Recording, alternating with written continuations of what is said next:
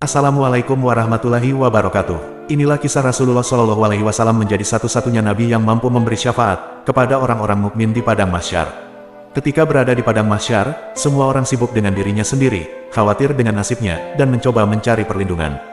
Bahkan, Nabi Adam, Nabi Nuh, Nabi Ibrahim, dan Nabi Isa pun angkat tangan saat dimintai syafaat oleh orang-orang mukmin di padang mahsyar.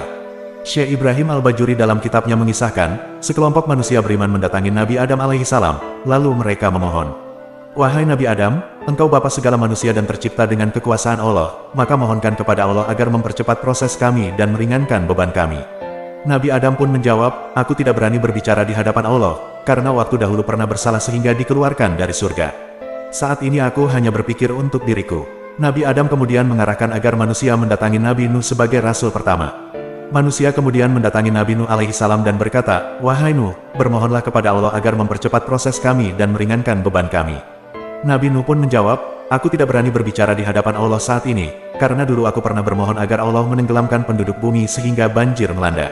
Nabi Nuh merasa bersalah dan malu berbicara kepada Allah, dia hanya mengarahkan agar para manusia menghadap Nabi Ibrahim sebagai kekasih Allah. Berikutnya sekelompok manusia menghadap Nabi Ibrahim. Ternyata Nabi Ibrahim juga mengaku pernah bersalah. Nabi Ibrahim tidak bisa memberi syafaat dan mengarahkan kepada Nabi Musa yang pernah berdialog langsung dengan Allah. Nabi Musa juga tidak bisa memberikan syafaat. Para manusia kemudian mendatangi Nabi Isa. Dalam dialognya, Nabi Isa tidak bisa juga memberi syafaat, karena Nabi Isa dan ibunya Maryam telah dianggap oleh manusia sebagai Tuhan selain Allah. Nabi Isa malu meminta sesuatu kepada Allah. Akhirnya mereka mendatangi Nabi Muhammad SAW sebagai penutup para nabi. Lalu Nabi Muhammad SAW merespon, "Kesinilah umatku. Kesinilah umatku, kesinilah umatku, ini memang wewenangku." Lalu beliau sujud di bawah arsy seperti sholat, sampai ada suara yang berkata, "Angkat kepalamu wahai Muhammad, jika kamu meminta sesuatu, akan aku berikan, dan jika kamu meminta syafaat, ini aku serahkan." Nabi Muhammad SAW kemudian memberikan syafaat terbesar kepada umat beriman di padang mahsyar.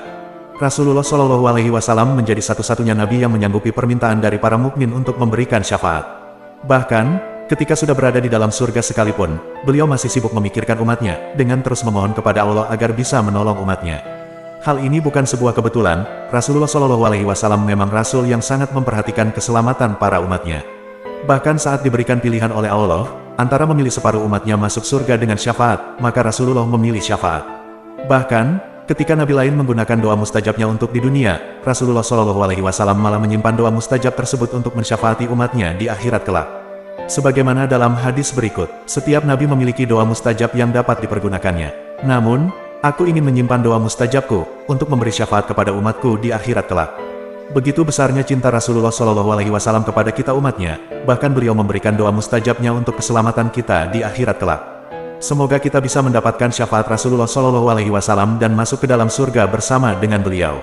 Allahumma salli ala Sayyidina Muhammad, wa ala ali Sayyidina Muhammad.